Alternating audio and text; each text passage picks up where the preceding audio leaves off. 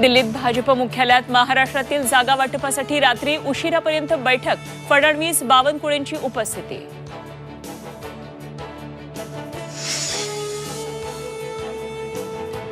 दिल्लीत आज काँग्रेसच्या केंद्रीय निवड समितीची बैठक. राहुल गांधी वायनाड आणि अमेठी तर प्रियंका गांधी रायबरेलीतून निवडणूक लढवण्यावर शिक्कामोर्तब होण्याची शक्यता.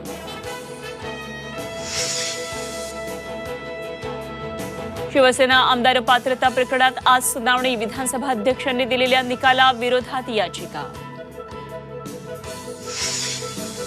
उद्धव ठाकरे आज लातूर, धाराशिव जिल्ह्याच्या दौऱ्यावर. औसा आणि तुळजापूरमध्ये होणार सभा.